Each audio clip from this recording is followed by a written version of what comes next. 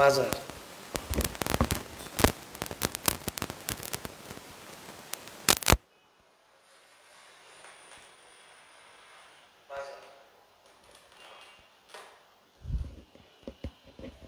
ওকে, প্রিয় শিক্ষার্থী বন্ধুরা, আমরা শুরু করছি আমাদের আজকের ক্লাসটি।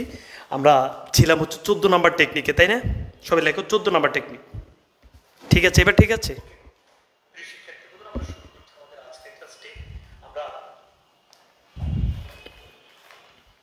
আমি উত্তর বায়ু, মলয় অনিল, উদাস পরিবাহ, আমি বাউল গায়ক। আচ্ছা শোনো, টেকনিকে মানে তোমার ইলেকট্রিক জিনিস তো প্রবলেম হতেই পারে। এবার ঠিক আছে না ভাইয়া? শোনো, আমি কবিতাটা শেষ করতে হবে, কারণ এটা তোমাদের আসবে তো। সবাই লেখো টেকনিক 14।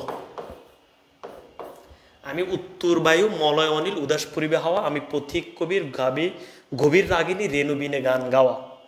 ওকে, টেকনিক 14 লেখো সবাই। সবাই দ্রুত টেকনিক 14 লিখি ভাইয়া, আমার আর বেশিক্ষণ লাগবে না, তোমরা একটু ভাইকে হেল্প করো। বিসমিল্লাহির রহমানির রহিম।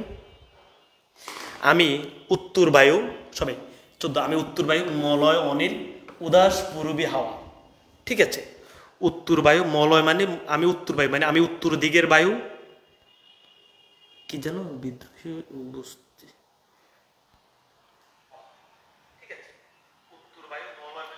আলহামদুলিল্লাহ। ওকে ঠিক আছে, এবার ধরো, আমি উত্তর বায়ু, মলয় অনিল মানে হচ্ছে ভাইয়া মলয় পর্বতের বাতাস। লেখো মলয় অনিল মানে মলয় পর্বতের স্বর্গীয় বাতাস। দ্রুত লিখে ফেলো, মলয় পর্বতের স্বর্গীয় বাতাস, স্বর্গীয় বাতাস। ওকে, আমি মলয় পর্বতের স্বর্গীয় বাতাস, আমি উত্তর বায়ু মানে আমি উত্তর দিকের বায়ু, আমি মলয় পর্বতের স্বর্গীয় বাতাস, আমি হচ্ছে পূর্বী হাওয়া, পূর্বী হাওয়া। ওকে, দ্রুত এই পর্যন্ত লিখে ফেলো। বললাম তো মলয় হচ্ছে মলয় পর্বতের, মলয় অনিল মানে বাতাস, মলয় পর্বতের স্বর্গীয় বাতাস। আমি উত্তর বায়ু মানে উত্তর দিকের বায়ু, আমি মলয় অনিল, মলয় পর্বতের স্বর্গীয় বাতাস, পূর্বী হাওয়া, আমি হচ্ছে পূর্বী হাওয়া, পূর্বের দিকের হাওয়া। ওকে ঠিক আছে। ওকে, মলয় হচ্ছে একটা পর্বত।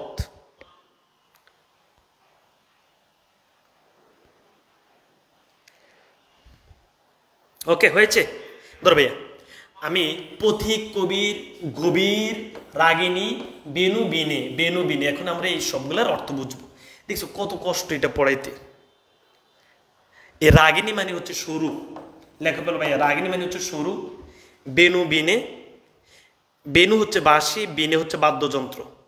লেখো সবাই, বেনু হচ্ছে বাঁশি, বেনু হচ্ছে বাঁশি, এই বেনু হচ্ছে বাঁশি, আর বিনে হচ্ছে বাদ্যযন্ত্র।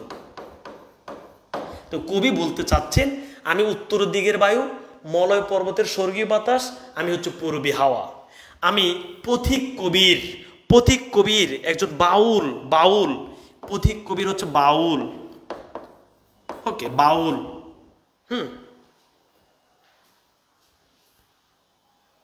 তাইলে আমি বাউলের মতো গভীর সরু, হ্যাঁ, বাঁশি দিয়ে আমি হচ্ছে গান গাই। এই জিনিসটি বুঝাইতে চেয়েছেন যে আমি হচ্ছে গভীর সুরে বাঁশি দিয়ে গান গাই বাউলের মতো। শেষ। একটু ওয়েট করবে, লাল সাল উপর আগে দিয়ে এটা শেষ করি না, সবে বুঝছি। এটা শেষ করি ভাইয়া। আমি জানি এটা একটু কষ্ট লাগে, এখন কি করবো ভাইয়া, এটা তো একটু কঠিন, বাট আমি সময় পেলে হয়তো আর একটু। ভাইয়া আমাদের আর টেকনিক বেশি নেই, শেষ। এর 15 নম্বর টেকনিক লেখো সবাই, 15 নম্বর টেকনিক।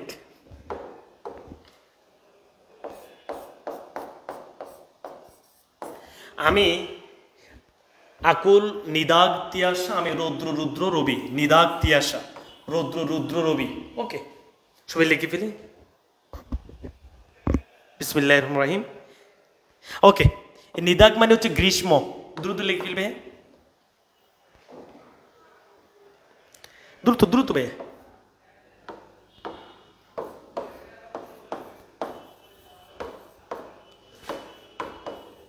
তৃষ্ণা, রৌদ্র রুদ্র রবি, রৌদ্র রুদ্র রবি, প্রখর রোদ, সূর্যের প্রখর রোদ, রবি মানে সূর্য, রৌদ্র রুদ্র মানে প্রখর প্রখর রোদ, রৌদ্র মানে তো রোদ, রুদ্র মানে প্রখর, রবি মানে সূর্য, সূর্যের প্রখর রোদ। আমি হচ্ছে গ্রীষ্মের তৃষ্ণা। আমি যদি তোমাকে এগুলো ব্যাখ্যা না করে এমনি বলে দিই তুমি সহজে বুঝছো। আমি হচ্ছে গ্রীষ্মের তৃষ্ণা, আমি হচ্ছে সূর্যের প্রখর রোদ, শেষ। ওকে। আমি মরু নির্ঝর ঝরঝর, আমি শ্যামলিমা ছায়াছবি। ওকে।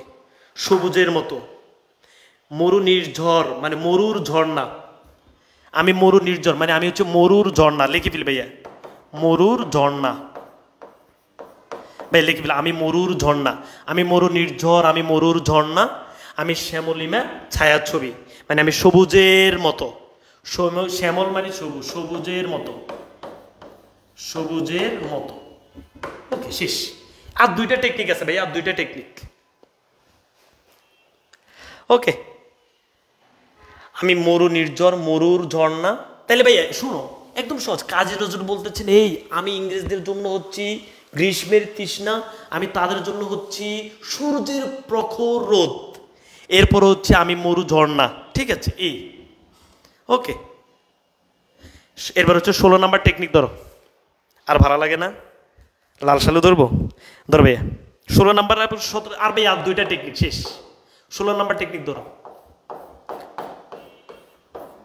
16 নম্বর টেকনিক হচ্ছে আমি গ্রিক দেবতার বাঁশির সুর, মহাসমুদ্রকে উতলা করি, গোমন্ত করি কৃষ্ণের হাতের বাঁশি। ওকে। আমি আফিয়াসের বাঁশুরি মানে গ্রিক আফিয়াস, আফিয়াসকে আর এত কিছু বলবো না, গ্রিক দেবতা ধর, শুধু এটাই ধরো, আর কিছু লাগবে না। ওকে। একজন গ্রিক গায়ক, আফিয়াসের বাঁশুরি মানে গ্রিকের বাঁশির সুর, লেখো একজন গ্রিক গায়ক, এটা লেখা একজন গ্রিক গায়ক। আর ব্যাখ্যা বেশি বলবো না, গ্রিক গায়ক। সেদিন এত কিছু বলতে পারবো না, ভার্সিটি অ্যাডমিশনের সময় আরও ব্যাখ্যা বিশ্লেষণ করে পড়াবো। 16 নম্বর টেকনিক হচ্ছে আমি আফিয়াসের বাঁশুরি মানে আমি গ্রিকের একজন গায়কের বাঁশির সুর, মহাসিন্ধু উতলা করি, আমি সিন্ধুকে একদম, যে সিন্ধু আছে সাগর, সিন্ধু সাগর, আমি সাগরকে একদম গরম করে দিতে পারি, গুম ছুম দিয়ে করি নিখিল বিশ্ব নিমজুম, আমি পুরো বিশ্বকে আবার কি গুমন্ত করতে পারি। তাহলে বলতে চাচ্ছেন যে আমি সমুদ্রকে উতলা করে দিতে পারি, আমি একদম হচ্ছে নিখিল মনে করো যে পুরো বিশ্বকে স্তব্ধ করে দিতে পারি। মম বাঁশুরির তানে পাশরি। ওকে। মম বাঁশুরির তানে পাশরি।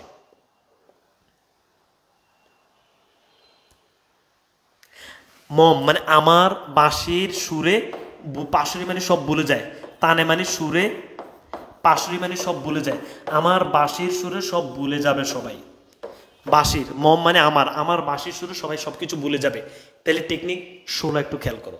তিনি বলতে চাচ্ছেন আমি হচ্ছে গ্রিক গায়কের বাঁশির সুর, আমি সিন্ধু উতলা, আমি সাগরকে একদম উতলা করে দিতে পারবো, আমি পুরো বিশ্বকে নিস্তব্ধ করে দিতে পারবো, আমার বাঁশির সুরে সব কিছু ভুলে যাবে মানুষ। ওকে।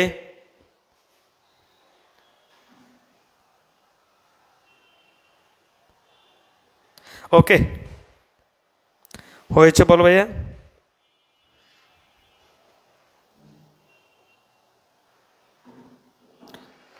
সবার হয়েছে?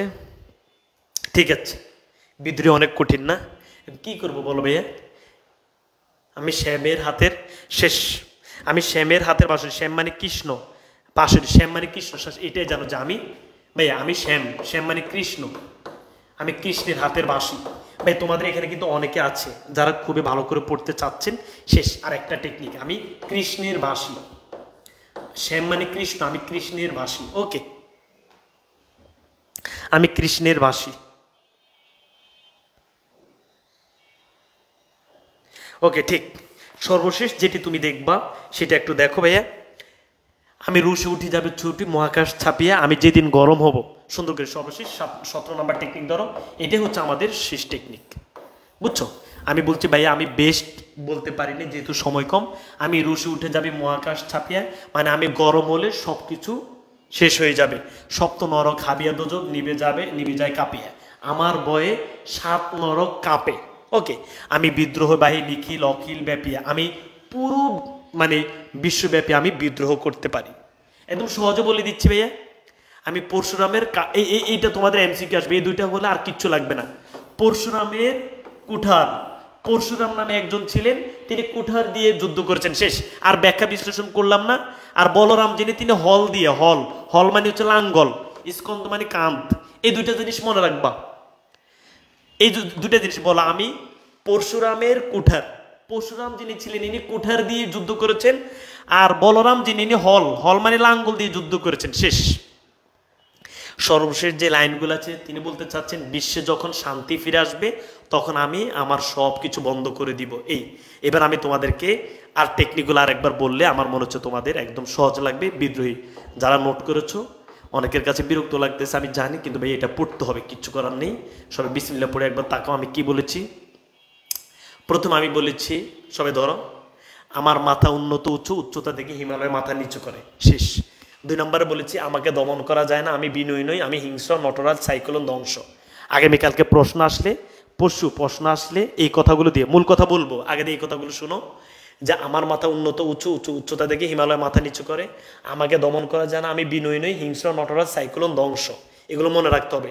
আমি মহাবয়, আমি অভিশাপ পৃথিবীর জন্য, আমি অবাধ্য, ব্যঙ্গে চুরমার করি, আমি উশৃঙ্খল, আমি অনিয়ম, আমি পা দিয়ে ইংরেজদের সব নিয়ম কানুন মারাই ফেলি, আমি কোনো আইন মানি না, আমি ভরা নৌকা ভরা ডুবি করি, আমি হচ্ছে ভীম, আমি জটাধারী শিবের মতো, এলোমেলো চুলের মতো, বৈশাখীর জ্বর, বিশ্বমাতার ওরজান, বিদ্রোহী সন্তান, আমি সৃষ্টি, আমি ধ্বংস, আমি লোকালয়, আমি শ্মশান। তোমরা পুরো কবিতা পড়া লাগবে না, শুধু আমার এই নোটটা পড়ে যাবা। আমি রাত শেষ করা সূর্যের মতো, ইন্দ্রাণীর ছেলে জয়ন্তের মতো, হাতে চাঁদ কপালে সূর্য, প্রেমের বাসী, যুদ্ধের বাসী, আমি বেদুইন চেঙ্গিস, আমি বজ্রের মতো, শিবের যুদ্ধের বাসী, ইসরাফিলের শব্দধ্বনি। ওকে, এরপরে ধরো, আমি শিবের হাতের ডুগডুগি, শিবের অস্ত্র পিনাক ত্রিশূল, আমি মৃত্যুদণ্ড দিই, আমি বিষ্ণুদেবের অস্ত্র চক্র শঙ্খ, আমি পূজার বাজনা, আমি রাগে অভিশাপ দিই, ক্ষত্রিয় থেকে ব্রাহ্মণ হই, আমি উদাসীন মন, বিধাতার কান্নার শ্বাস বুঝি, আমি হতাশ, গৃহহারা প্রতীকের ব্যথা বুঝি, অপমানিত ব্যক্তির বেদনা বুঝি, আমি উত্তর বায়ু, মলয় অনিল, উদাস পরিবে হাওয়া, আমি বাউল গায়ক, আমি গ্রীষ্মের তৃষ্ণা, প্রখর রোদ, মরুর বুকে ঝর্ণা, সবুজের ছায়া, আমি গ্রিক দেবতার বাঁশির সুর, মহাসমুদ্রকে জাগিয়ে তুলি, ঘুমন্ত করি, কৃষ্ণের হাতের বাঁশি, আমি খুব রাগী, বয়ে 7 নরক হাবিয়া দোজক নিভে যায়, আমি পরশুরামের কুঠার দিয়ে ক্ষত্রিয়দের নিধন করি, বলরামের লাঙ্গল দিয়ে শান্তি আনি, অত্যাচারীর ভয়ানক খড়গ কৃপান যেদিন ব্যবহৃত হবে না সেদিন আমি শান্ত হয়ে যাব, শেষ। সর্বশেষ বলছে অত্যাচারীরা যেদিন তাদের খড়গ কৃপান এগুলো ব্যবহার করবে না, মানে অত্যাচারীরা যখন কোনো কিছু করবে না সেদিন আমি শান্ত হয়ে যাব। ওকে, এই হচ্ছে বিদ্রোহী কবিতা। প্রিয় শিক্ষার্থী বন্ধুরা, এই বিদ্রোহী কবিতা সুন্দর করে, ভাইয়া এবার আমি তোমাদেরকে 7টা কবিতার সামারি দিব, সবাই সুন্দর করে ধরতে হবে, যেহেতু আমার এই দায়িত্ব ছিল 7টা কবিতা শেষ করা। আচ্ছা প্রিয় শিক্ষার্থী বন্ধুরা, এই বিদ্রোহী কবিতা সবাই ধরো বিসমিল্লাহ পড়ে। এই যে বিদ্রোহী কবিতা, এখানে কোন জিনিস বলা হয়েছে জানো? ইংরেজরা আছে না ভাইয়া, ইংরেজরা আমাদেরকে শাসন শোষণ করছে না, তুমি বলো, মনে করো কিচ্ছু জানো না, আমার সাথে শুধু এটা বলো, ইংরেজরা আমাকে শাসন শোষণ করছে না? তো শাসন শোষণ করার পরে কাজী নজরুল ইসলাম ইংরেজদের বিরুদ্ধে বিদ্রোহ ঘোষণা করছে, এই কবিতাটা লিখেছে। লিখতে গিয়ে এখন আমাদের যে দেশের মানুষ আছে এদেরকে উজ্জীবিত করতে হবে না? এই উজ্জীবিত করতে গিয়ে কাজী নজরুল বলেছেন আমরা এটা সেটা, এইখানে যে আমি বলেছি না, এই সব আমরা। কালকে তোমার পরশু যদি তোমার কিচ্ছু মনে না আসে, শুধু লিখবা যে আমরা এটা আমরা সেটা, আমাদেরকে ইংরেজরা ভয় পেতে হবে, এই হচ্ছে কাহিনী, এই হচ্ছে বিদ্রোহী কবিতা। বুঝাইতে পেরেছি বলো? ওকে ওকে, আচ্ছা এবার সবাই খেয়াল করো, তোমাদেরকে আমি আজকে 7টা কবিতা সুন্দর করে শেষ করেছি। যে 7টা কবিতার যদি তোমরা 1 মিনিট আমাকে সামারি জিজ্ঞেস করো যে তাহারে পড়ে মনে সৈয়দ নেহাল হোসেন মরে গেছেন, বসন্ত আসছে, সে কোনোভাবে বসন্তকে বরণ করেনি। এরপর হচ্ছে 18 বছর বয়স বলছি যে মানে বয়সন্ধিকালের অভিজ্ঞতা নিয়ে। সোনাতরি বলেছি একজন কৃষক বসে আছেন, একজন মাঝে নিয়ে গেছেন, এসে বলেছি আমি কিংবদন্তির কথা বলছি, আমাদের পূর্বপুরুষদেরকে আমাদেরকে ফলো করতে হবে। ফেব্রুয়ারি 1969 কথা বলছি, 52 সাল এবং 1969 সাল একই রকম। এখন বিদ্রোহী বলেছি আর প্রতিদান বলেছি যে আমার সাথে যা কর আমি তার সাথে ভালো করব, শেষ। এখন তোমরা এই 7টা কবিতা যাদের হয়েছে 7টা কবিতা সুন্দর করে সবাই শেষ করো। আমি কি বুঝাতে পেরেছি? আর এবার আসো লাল সালু। লাল সালু লাল সালু আমি ক্লাসটা করিয়েছি, তোমরা যারা লাল সালু ক্লাসটা এখনো করোনি তোমাদেরকে এখন এই মুহূর্তে আমি ক্লাস শেষ করার পর সবাই মনোযোগ সহকারে শুনবা। আমি ক্লাস লাল সালু একদম সহজে বুঝবা। আমি ক্লাসটা শেষ করার সাথে সাথে এই একটু পরে তোমাদেরকে এই মানে আমাদের যে টেলিগ্রাম আছে টেলিগ্রামও লাল সালুর লিঙ্ক দিয়ে দিব। আমাদের যে পেজ আছে পড়ো এখন যেখানে ক্লাস করছো এই ক্লাসের উপরে পোস্ট করে দিব লাল সালু। এছাড়া আমাদের যত জায়গা আছে তুমি যদি এরপরও সব পেজের ইনবক্সে ক্লাসটা শেয়ার করে নক দিলেও লাল সালু দিয়ে দিব। ওকে, তোমরা আজকে রাতে 7টা কবিতা আর লাল সালু শেষ করে নাও। আগামীকালকে আমরা গদ্যগুলো শেষ করব। আগামীকাল দেখা হবে সকাল 11টায়। সকাল 11টা থেকে 1টা পর্যন্ত 3টা শেষ করব। 4টা থেকে বিকেলে বাকি 4টা শেষ করব। 7টা গদ্য শেষ, সুন্দর করে পরীক্ষা দিতে যাবা। বুঝা গেছে? দেখা হবে সবার সাথে সকাল 11টায়। আর লাল সালু সবাইকে এখন আমি দিয়ে দিব। এখন বসে বসে লাল সালু সবাই করে ফেলবা। ঠিক আছে, আরাম দিচ্ছে। ঠিক আছে, আল্লাহ হাফিজ, আসসালামু আলাইকুম তোমাদের সবাইকে। না না, লাল সালু হবে। লাল সালু আমি যেভাবে করিয়েছি এখন আমি যদি করি অনেকের অতিরিক্ত সময় নষ্ট হবে। তোমাদেরকে লাল সালুর লিঙ্কটা টেলিগ্রামও দিচ্ছি, এখন এই জায়গায়ও দিচ্ছি, আমার ইউটিউব লিঙ্কটা দিয়ে দিচ্ছি। মানে তোমরা শুধু জাস্ট ক্লাসটা করে নিবে, হুবহু একদম অসাধারণ সুন্দর করে বুঝতে পারবা। বুঝছো? এই আমি এখনই দিয়ে দিচ্ছি। ঠিক আছে, ওকে, আসসালামু আলাইকুম।